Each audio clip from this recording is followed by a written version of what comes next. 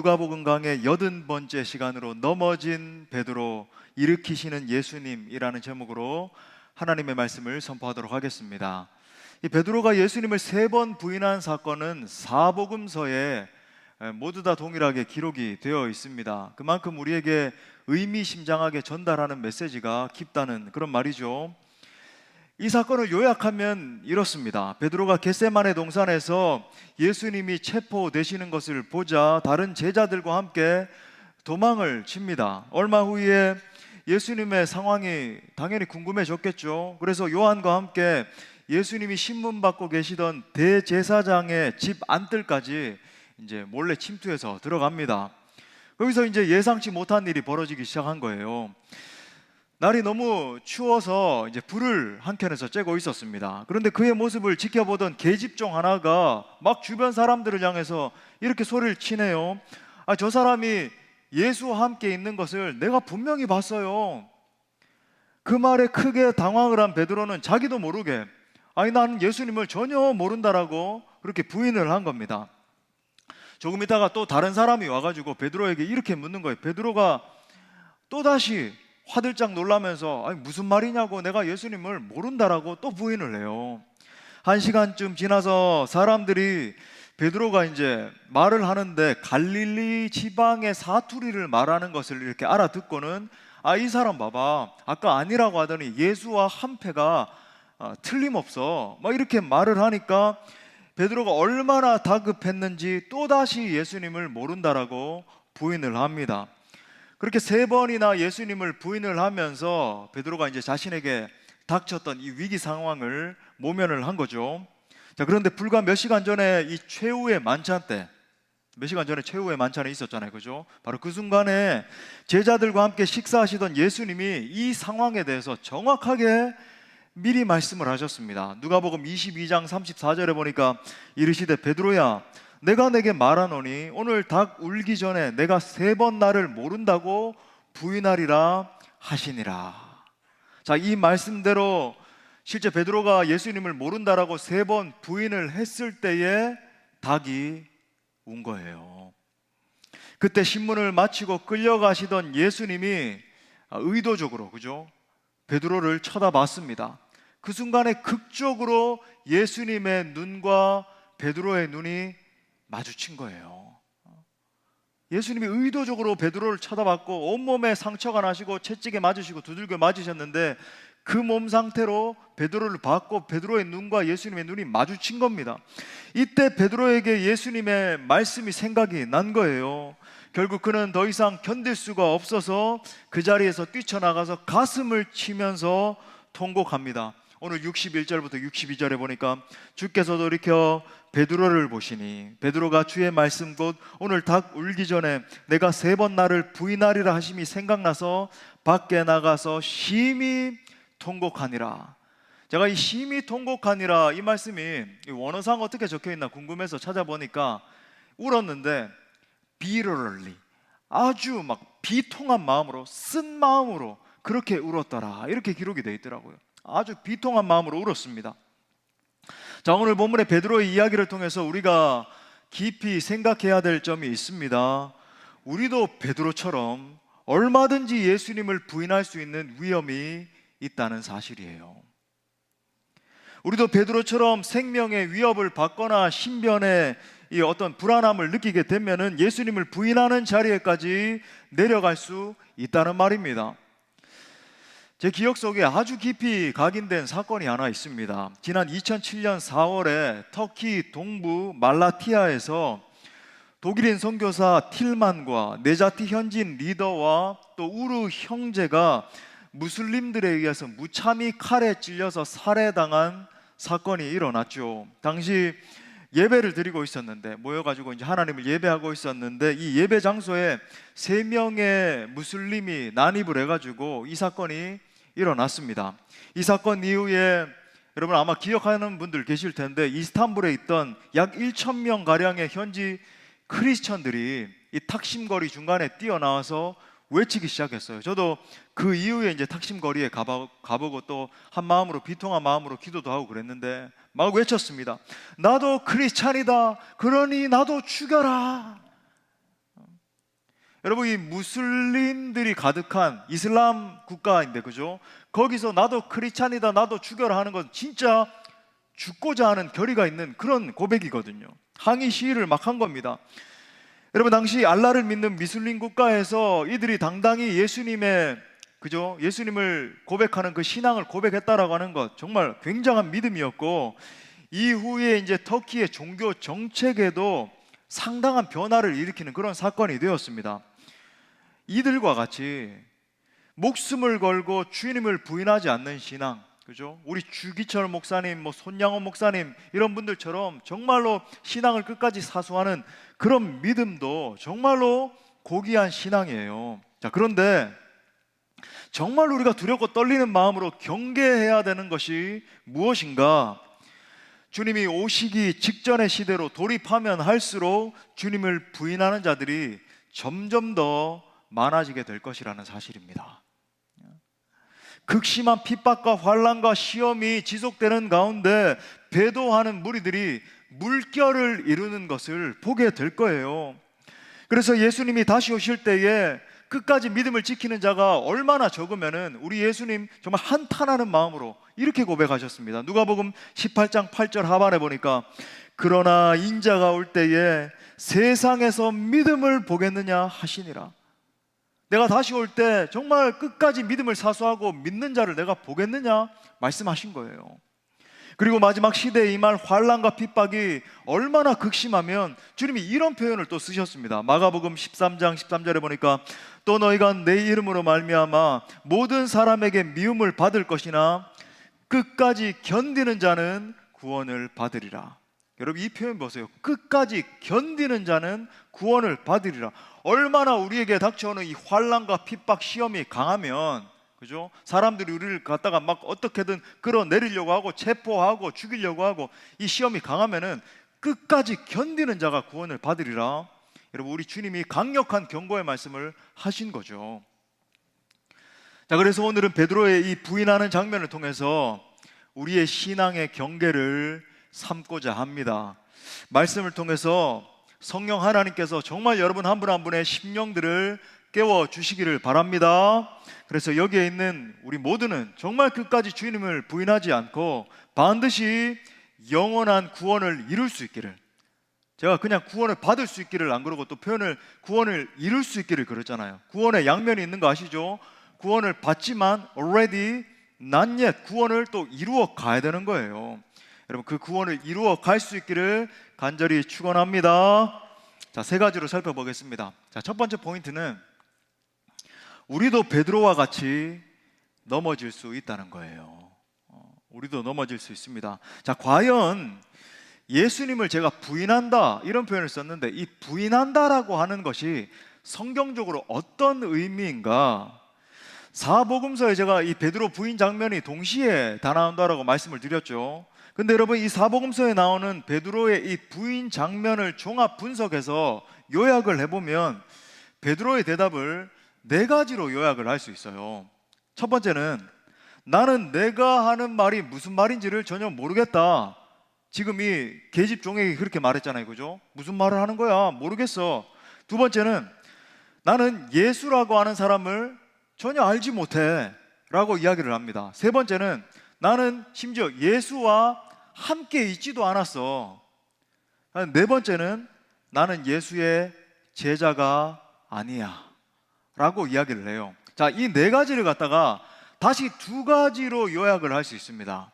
첫 번째는 뭐냐면 예수님과의 관계 자체를 부인하는 거예요.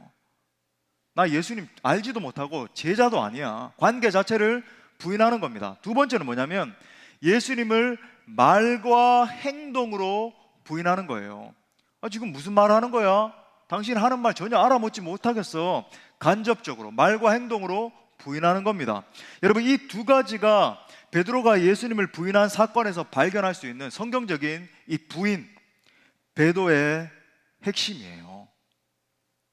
자, 더 놀라운 사실이 무엇인가? 여러분, 이 사건이 일어나기 바로 몇 주 전에 베드로는 정확하게 자신의 신앙을 고백하잖아요. 가이사랴 빌립보에서 예수님이 사람들이 나를 누구라 하느냐, 선지자 중에 하나라 그러고 이렇게 대답을 한 다음에 또 예수님이 결정적 질문을 하시죠. 그러면 너희는 나를 누구라 하느냐? 이렇게 질문을 하셨습니다. 그때 베드로가 우리 잘 아는 놀라운 고백을 하죠. 마태복음 16장 16절에 보니까 시몬 베드로가 대답하여 이르되, 뭐라 그래요? 다 같이, 주는 그리스도시요 살아계신 하나님의 아들이시니이다. 아멘. 자, 보세요. 베드로가 지금 분명히 예수님을 그리스도이자 살아계신 하나님의 아들로 고백하고 있잖아요.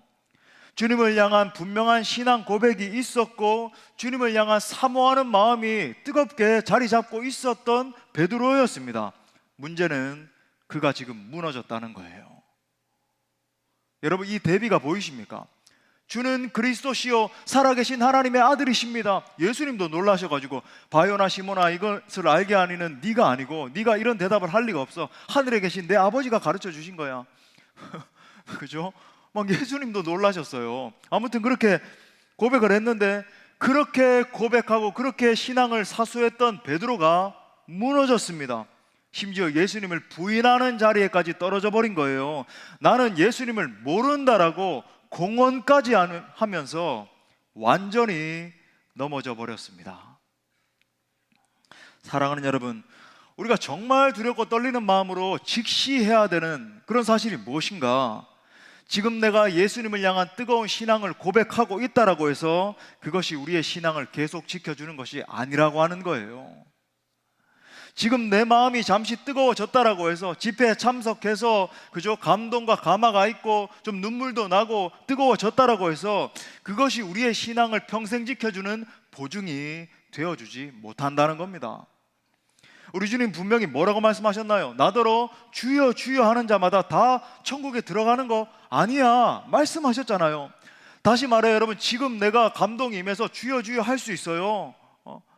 오늘 고백했던 것처럼, 그죠? 하나님 어린 양 송축하리라 찬양도 할 수 있고 눈물도 날 수 있습니다. 하지만 곧 고난이나 환란이 닥쳐올 때 베드로처럼 예수님을 부인하는 자리에까지 떨어질 수도 있다는 말입니다.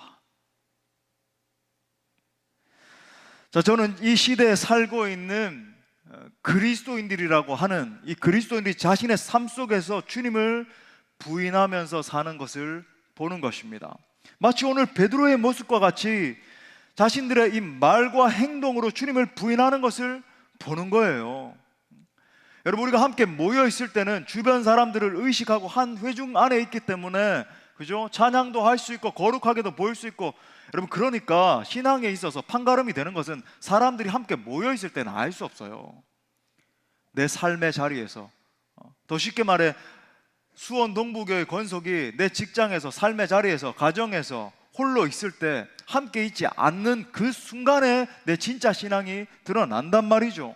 혹 자신의 직장에서 내가 예수 믿는 그 냄새를 풍기게 되면, 저 사람이 내가 예수 믿는 사람이라는 것을 알게 되면 뭔가 불리한 일을 당할까 봐 당당하게 자신의 신앙을 고백하지 못하는 수많은 그리스도인들을 보는 겁니다. 친구나 이웃 간의 관계에서 마치 자신은 예수님과는 별 상관이 없는 것처럼 교회 다니는 건 알아요. 하지만 그렇게 뭔가 뜨거운 신앙이 있는 것 같지는 않은 거예요. 별 상관이 없는 것처럼 시치미를 떼고 그 사람들과 적당히 어울리는 그리스도인들을 보는 겁니다. 그렇죠? 적당한 타협이죠. 적당하게 뭐 술도 한 잔씩 하면서, 적당하게 음란한 것도 그냥 뭐 기웃거려 가면서, 적당하게 세상 쾌락도, 그죠? 걸치면서 교회에 와서는 거룩한 그리스도인인 척하면서 뭐 그냥 그렇게 사는 그리스도인들을 보는 겁니다. 여러분, 이런 이들이 나중에 더 큰 환난과 핍박 가운데 처해지게 되면 과연 어떻게 반응할까요? 과연 끝까지 예수님을 믿는 신앙을 견지하고 믿음을 지켜낼 수 있을까요? 마치 핍박을 견뎌냈던 우리 위대한 신앙의 선배들과 같이 나는 끝까지 예수님을 부인할 수 없습니다, 죽어도 예수님은 나의 구주요 나의 하나님이십니다, 이 신앙을 사수할 수 있을까요? 사랑하는 형제 자매 여러분, 여러분의 신앙 상태와 특별히 여러분의 삶을 깊이 점검해 보십시오. 만약 여러분의 삶에서 그리스도인으로서의 능력이 나타나지 않고 있다라고 한다면 그것은 삶 속에서 내가 주님을 부인하면서 살고 있기 때문일 수도 있는 것입니다. 바라기는 이 말씀으로 크게 경계를 삼으시고 진정한 믿음의 사람들로 설 수 있기를 축복합니다.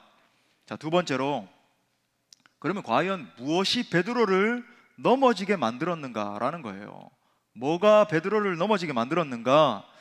자, 예수님의 말씀을 살펴보면 베드로가 예수님을 부인하고 실패한 원인을 발견할 수 있습니다.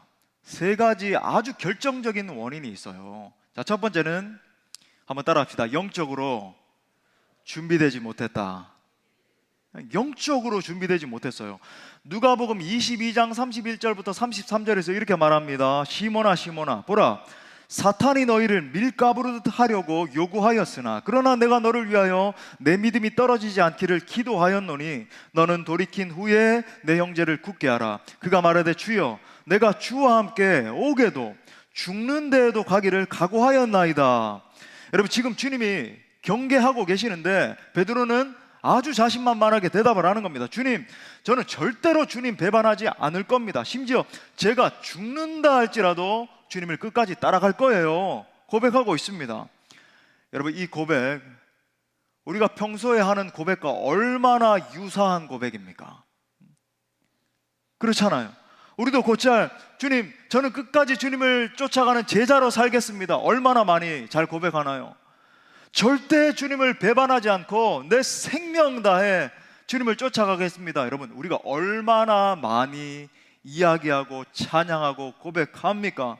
그런데 시간이 조금만 지나고 조그마한 풍파가 닥쳐오면 곧장 넘어지고 말죠. 이때 여러분, 베드로가 몰랐던 아주 결정적 중요한 사실이 하나 있어요. 자기가 지금 치루어야 되는 이 전쟁이, 그죠? 지금 이 순간을 말하는 겁니다. 오늘 읽은 이 본문, 그죠? 바로 이 전쟁이 육신의 전쟁이 아니라 영적인 전쟁이었다라고 하는 사실이에요.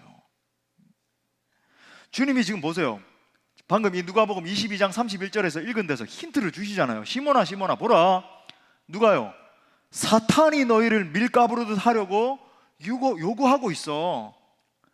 지금 일어나게 될 어떤 시험이 있는데, 발생하게 될, 지금 앞으로 일어나게 될 그 일이 있는데, 그거 그냥 현상적으로 일어나는 일이 아니고 사탄이 너희를 마치 이렇게 밀가부르듯 하려고, 삼키려고, 그죠? 넘어뜨리려고 접근하고 있는 거야. 영적 전쟁인 거야. 가르쳐주고 계시는 겁니다.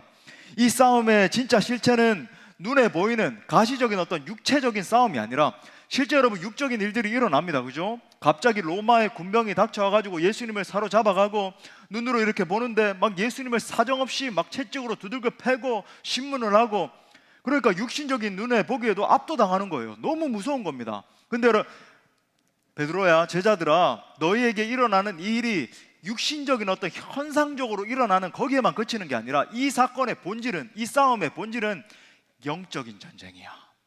영적인 싸움이야. 예수님이 미리 가르쳐주고 계시는 거예요.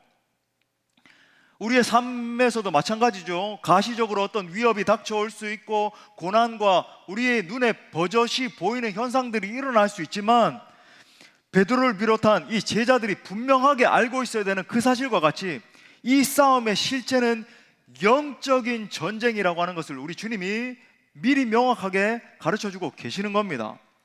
다시 말해보세요. 베드로가 지금 이 같은 이 영적 전쟁에 대해서 전혀 알지 못하고 영적 전쟁에 대해서 눈을 감고 있으니까 자신의 힘과 자신감과 그게 드러나서 결국 칼로 싸우고 있는 거예요. 보십시오. 얼마나 자신감이 충만하면 예수님을 절대로 나는 부인하지 않을 겁니다. 막 자신만만하게 고백을 하면서 가지고 있던 칼로 말고의 귀를 치잖아요. 여러분, 항상 이런 일이 일어나요. 영적인 실체를 보지 못하고 영적 전쟁을 인식하지 못하면 가지고 있던 칼로 엉뚱한, 여러분, 말고가 이 사건에서, 예수님 십자가 사건에서 뭐가 중요한가요? 전혀 중요하지도 않은 인물이고 전혀 엉뚱한 인물의 귀를 갖다가 자르는, 엉뚱한 데 칼을 휘두르는 그런 우를 범하게 된단 말이죠. 우리가 그런 것들을 자꾸 반복을 한단 말이에요. 엉뚱한 데서 계속. 사랑하는 여러분, 육신의 사람은 결코 영적 전쟁에서 승리할 수 없습니다.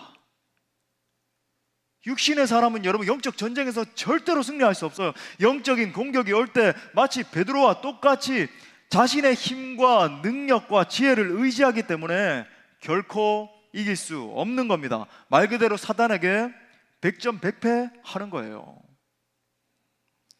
이처럼 영적인 세계에 대해서 눈을 감고 오직 자신의 힘과 능력만 의지했던 베드로가 어떻게 반응합니까? 보세요. 얼마나 능력으로 자신감으로 내가 반드시 예수님 부인하지 않고 끝까지 이길 겁니다 호언장담했던 베드로가 아무 힘도 없던 계집종 어린 여자아이가 하는 그 말에 벌벌 떨면서 완전히 항복해 버리잖아요. 이렇게 뭐예요? 왜 그렇습니까? 영적인 싸움은 영적으로 준비를 해야 되는데 육적으로만 준비하고 나섰다가 금방 무너진 거예요. 에베소서 6장 12절부터 13절에 보니까 우리의 씨름은 혈과 육을 상대하는 것이 아니요 통치자들과 권세들과 이 어둠의 세상 주관자들과 하늘에 있는 악의 영들을 상대함이라. 자, 그러므로 다 같이 읽겠습니다. 시작. 그러므로 하나님의 전신갑주를 취하라. 이는 악한 날에 너희가 능히 대적하고 모든 일을 행한 후에 서기 위함이라. 아멘. 여러분, 우리가 영적인 싸움에서 이기려면 어떻게 해야 된다고 말합니까? 하나님의 전신갑주를 취하라고 말하는 거예요. 할렐루야. 사랑하는 여러분, 우리가 영적인 싸움에서 승리하려면 영적인 눈을 떠야 됩니다. 하나님의 전신갑주를 취해야 되는 거예요. 그래서 간절한 마음으로 능력 얻기를 위해서 기도하셔야 됩니다. 주님, 제게 말씀과 성령의 능력으로 덧입혀 주셔서 영적으로 무장되게 하여 주옵소서. 영적으로 강한 군사가 되게 하셔서 원수의 진을 파괴하여 주옵소서라고 간절히 기도하셔야 되는 거예요. 제가 여러분들 괴롭히려고 금요 집회에도 나와야 됩니다. 새벽 기도회에도 나옵시다. 무시로 삶 속에서도 계속 기도합시다. 여러분, 괴롭히려고, 잠 못 자게 하려고 그러는 게 아니란 말이죠. 여러분, 준비되지 못하면 넘어지는 거예요. 결정적인 순간에. 저는 여러분들이 말씀과 기도로 말미암아 영적으로 무장된 강한 군병들로 설 수 있기를 바랍니다. 자, 두 번째는 기도가 없었어요. 우리 또 한번 따라합시다. 기도가 없었다. 자, 이 시련을 앞두고 겟세마네 동산에서 우리 주님은 항상 어떤 문제들이나 영적 어떤 싸움이 있기 전에 가르쳐 주신단 말이죠. 겟세마네 동산에서 베드로에게 또 제자들에게 분명하게 이렇게 말씀하십니다. 누가복음 22장 40절에 보니까 그곳에 이르러 그들에게 이르되 뭐라 그래요? 유혹에 빠지지 않게 기도하라 하시고. 보십시오, 지금 너희에게 엄청난 시련과 유혹이 닥쳐오게 될 텐데 그 유혹에 빠지지 않으려면 기도해야 돼, 가르쳐주고 계시는 겁니다. 이처럼 주님이 경고하셨음에도 불구하고 베드로와 제자들은 어떻게 반응했습니까? 예수님이 기도하러 가신 이후에 잠들어 버리는 거예요. 그럼 베드로를 또 불쌍히 여기시면서 또다시 말씀하십니다. 마가복음 14장 37절부터 38절에 보니까 시몬아, 자느냐? 내가 1시간도 깨어 있을 수 없더냐? 시험에 들지 않게, 여기서도 보세요, 시험에 들지 않게 깨어 있어 기도하라. 마음에는 원이로되 육신이 약하도다. 두 번째, 세 번째 계속 경고하셨음에도 불구하고 또 골아 떨어지고 또 자고 있고 그러고 있는 거예요. 여러분, 이 모습을 보십시오. 베드로가 왜 실패했습니까? 기도하지 않았기 때문이에요. 기도 안 하니까 넘어진 겁니다. 철저하게 기도로 준비하고 앞으로 엄청난 시련이 닥쳐오게 될 텐데 그걸 기도로서 준비하면 승리할 수 있는데, 만약 여러분 베드로가 이때라도 주님이 경계하셨을 때 철저히 기도로서 부르짖으며 나갔으면 어떻게 됐을까요? 승리했을 거예요. 이런 스토리는 없었을 겁니다. 또 다른 이야기가 써졌겠죠. 근데 여러분, 기도로 준비를 하지 않았기 때문에 넘어진 거예요. 물론 예수님이 힘드시니까 베드로야, 너 내가 십자가 져야 되는데 날 위해서 좀 기도해라, 이런 거 아니었죠, 그죠? 베드로가 유혹에 빠지지 않도록 베드로 자신을 위해서, 너 자신을 위해서 좀 기도해야 돼 말씀하신 거예요. 반면에 여러분, 우리 예수님 어떻게 기도하셨습니까? 그 순간에 누가복음 22장 44절, 우리가 너무 뜨겁게 읽는 구절이잖아요. 이것도 한번 읽어요. 시작. 예수께서 힘쓰고 애써 더욱 간절히 기도하시니 땀이 땅에 떨어지는 핏방울같이 되더라. 여러분, 우리 예수님 하나님의 아들이셨음에도 불구하고, 하나님 본체셨음에도 불구하고 십자가를 지시기 전에 이토록 피땀을 흘리면서 기도하시잖아요. 하지만 베드로는 깨어있지 못하고 잠만 자다가 사탄 마귀에게 완전히 당한 것입니다. 여러분, 우리가 왜 절박하게 주님께 매어 달려야 합니까? 왜 모일 때마다 뜨겁게 예배해야 되고 찬양하고 기도해야 됩니까? 왜 홀로 있을 때도 정말 절박하게 큐티하고 기도하면서 계속 주님과 동행해야 됩니까? 그렇지 않으면 우리는 무너질 수밖에 없는 연약한 인간들이기 때문에 그렇습니다. 여러분, 결정적인 순간에 주님을 부인하지 않으려면 평소에 뜨거운 영성을 쌓아야 돼요. 평소의 영성이 중요한 겁니다. 평소에 깨어서 기도하고 평소에 간절히 예배하고 평소에 말씀의 사람으로 서야 합니다. 그것이 승리의 비결이에요. 자, 마지막 세 번째 원인, 주님과의 거리가 그를 넘어지게 했습니다. 또 한번 따라합시다. 주님과의 거리가 그를 넘어지게 했다.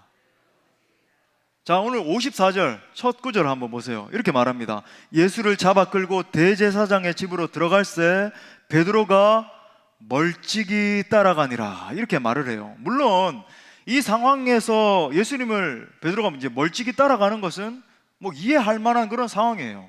그죠? 막 여러 가지 위협도 있고 하니까. 그런데 여러분, 이 멀찍이라고 하는 단어가 보여주는 이 뉘앙스가 있는 거예요. 이건 단순히 예수님과 베드로 사이의 어떤 물리적인 거리뿐만이 아니라 영적인, 인격적인 거리를 은유적으로 보여주는 겁니다. 겟세마네 동산에서 기도하지 않고 꾸벅꾸벅 졸고 있다가 예수님이 체포되실 때 베드로와 제자들이 얼른 도망쳐버리잖아요. 이때 예수님과의 친밀함에 거리가 생긴 겁니다. 예수님과 친밀할 때는 주님, 제가 주님을 위해서 죽겠습니다. 내가 죽는다 할지라도 끝까지 제자의 삶을 살아가겠습니다. 호언장담하면서 고백했던 제자들 아니에요. 그런데 예수님과 친밀함에 금이 가고 거리감이 생겼을 때 결국 예수님을 부인하는 자리에까지 떨어지고 만 것이죠. 사랑하는 여러분, 이 시간 여러분의 영적 상태를 깊이 점검해 보시길 바라요. 제가 질문 드리겠습니다. 여러분은 예수님과 친밀한 사랑의 관계를 유지하고 계십니까? 예수님을 충심을 다해 가까이에서 따르고 계십니까? 아니면은 멀찍이 따라가고 계십니까? 질문을 달리 해보겠어요. 예수님의 사랑이 지속적으로 나를 이끌어가는 진정한 신앙인으로 견고히 지금 서 계십니까? 아니면 그저 종교 생활을 반복하고 있는 종교인으로 살고 계시지 않습니까? 이 질문에 대한 답이 여러분을 살고 죽게 만들 것입니다. 자, 마지막 큰 세 번째로, 참으로 이게 소망이죠. 우리가 붙들 소망. 예수님은 베드로를 다시 일으켜 세워 주십니다. 또 한번 선포합시다. 예수님은 베드로를 다시 일으켜 세워 주신다. 예. 예수님을 세 번이나 부인한 베드로는 부활하신 예수님을 만나게 되죠.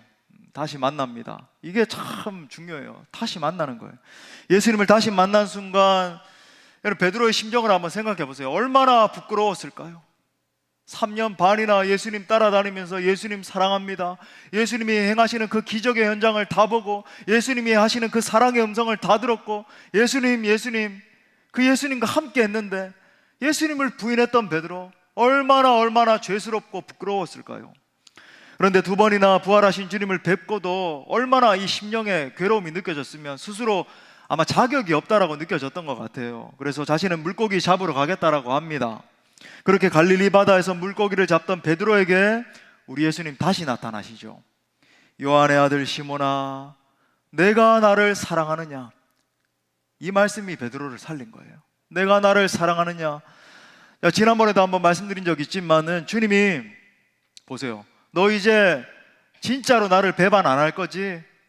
너 이제는 나를 위해서 정말 충성하고 목숨 바칠 수 있지? 이렇게 질문하지 않으셨잖아요. 예수님 그저 너가 나를 사랑하느냐? 베드로야, 너 나를 진짜 사랑하느냐? 이렇게 물었습니다. 무슨 말입니까? 나를 사랑하는 그 마음 하나면 충분하다는 거예요. 사랑하는 베드로야, 실패하고 낙심하고 울고 있는 베드로, 고개도 들 수 없어서 예수님이 나에게 오는 것조차 부끄러워하던 그 베드로에게, 베드로야, 나는 내가 나를 사랑하는 그 마음 하나면 충분해 라고 말씀하시는 거예요. 베드로가 지금 그 사랑 앞에 완전히 다 녹아내린 겁니다. 그때 베드로는 부끄러운 고백으로 이렇게 말합니다.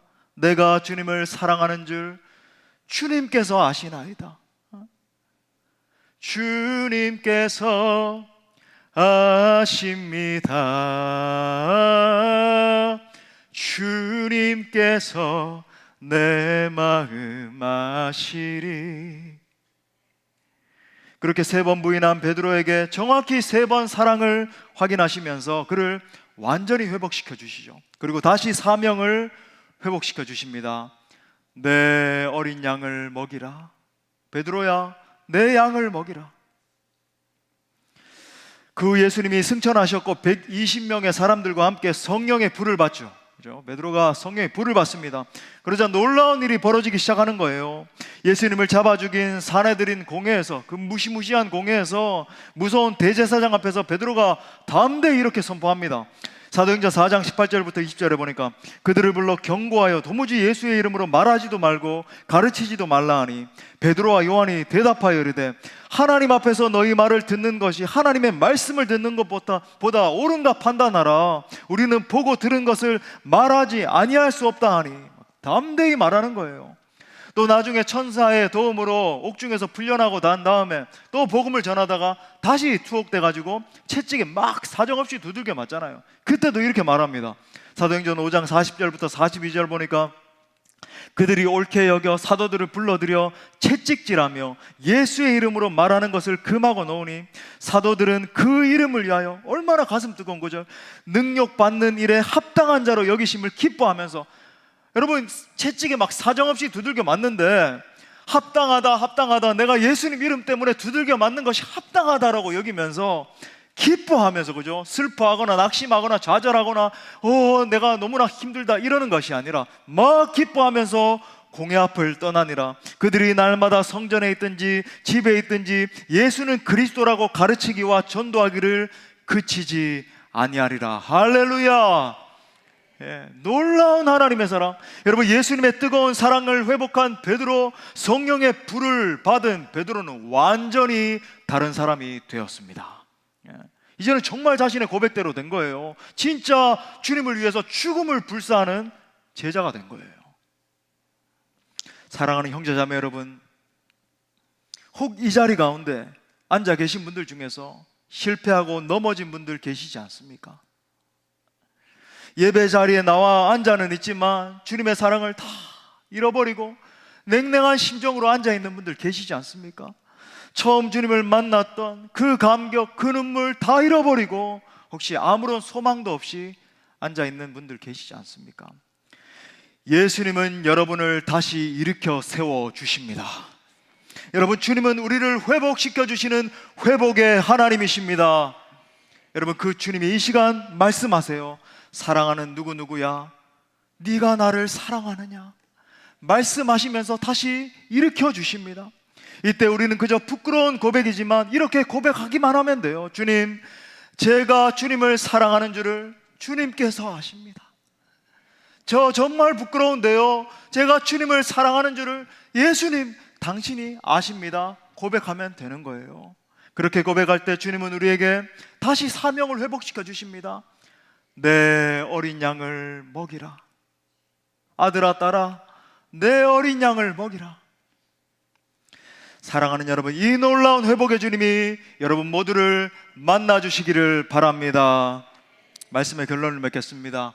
이렇게 주님의 회복을 경험한 베드로의 삶의 결말이 무엇이었습니까?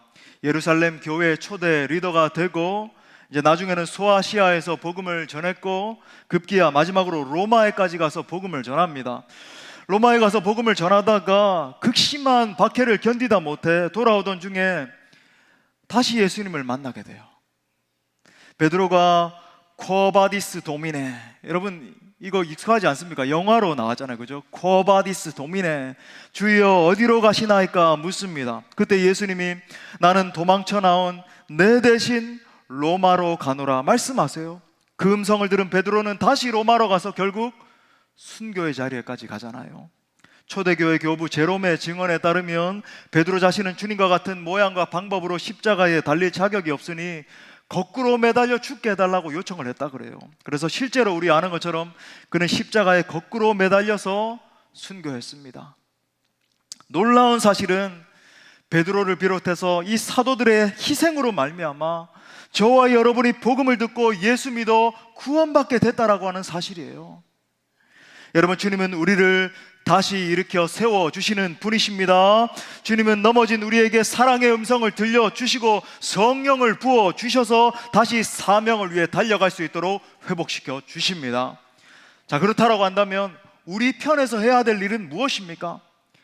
다시는 넘어지지 않는 거예요. 다시 주님을 부인하지 않는 겁니다. 나의 삶과 행동에서, 나의 언어와 생각에서, 나의 인생의 목적과 방향에서 다시 주님을 부인하지 않는 것입니다. 다시 주님을 실망시켜 드리지 않는 거예요. 그리고 오직 주님의 영광만을 위해서 살기로 결정하는 겁니다. 주님, 제가 너무나 부족하고 연약하지만 주님, 제 마음 아시죠? 제가 주님을 사랑하는 이 마음 하나밖에 없지만 주님, 저의 사랑 때문에 하나님 저의 사랑을 보시고 끝까지 주님의 제자로 살게 하여 주옵소서. 주의 복음을 위해서 내 삶 전체를 던지기로 결정하는 거예요. 그것이 여러분, 우리가 끝까지 걸어가야 될 제자의 길, 사명의 길인 것입니다. 사랑하는 여러분, 주님의 사랑이, 이 놀라운 예수님의 사랑이 여러분 모두에게 폭포수와 같이 부어지시기를 바랍니다. 그래서 부디 그 주님의 사랑을 깊이 경험하시고 다시 일어나 일평생 주님 배반하지 않고 주님의 영광만을 위해서 살아드리는 복된 제자들 되시기를 간절히 축원합니다. 우리 말씀을 주신 하나님께 영광의 박수 올려드리겠습니다. 다 같이 일어나셔서 우리 찬양하고 기도합시다.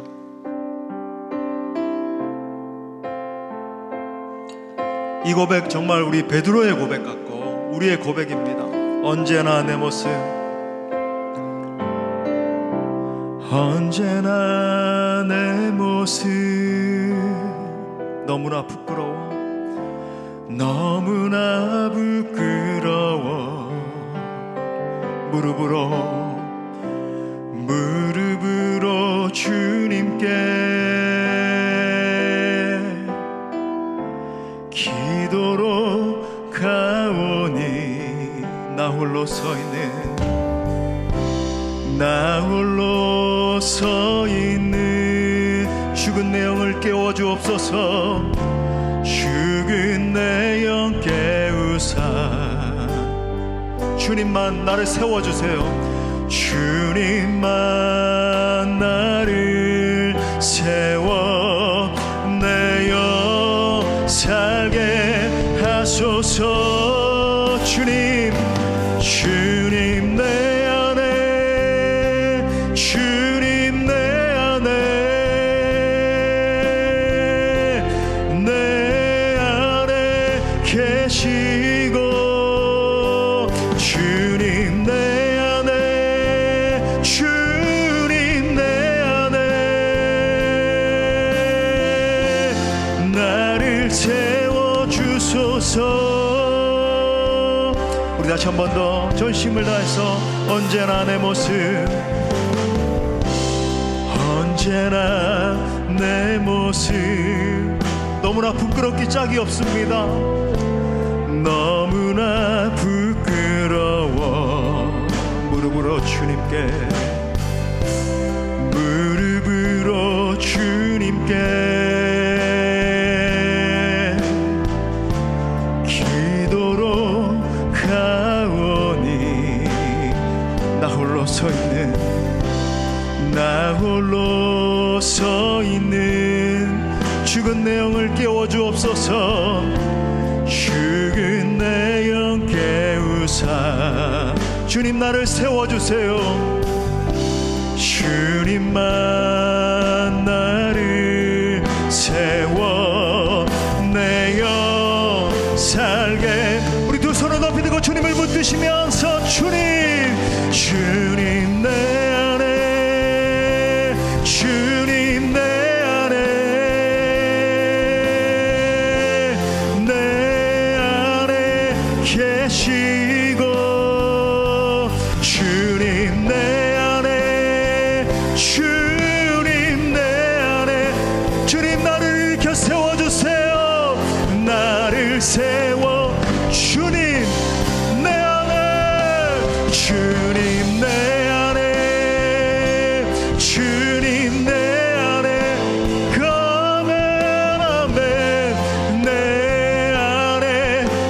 계시고 주님 내 안에 주님 내 안에 우리 다시 한 번 더 베드로의 심령으로 주님을 붙드시면서 주님 내 안에 주님 내 안에 내 안에 계시고 주님 내 안에 주님 내 안에 나를 세워 주소서.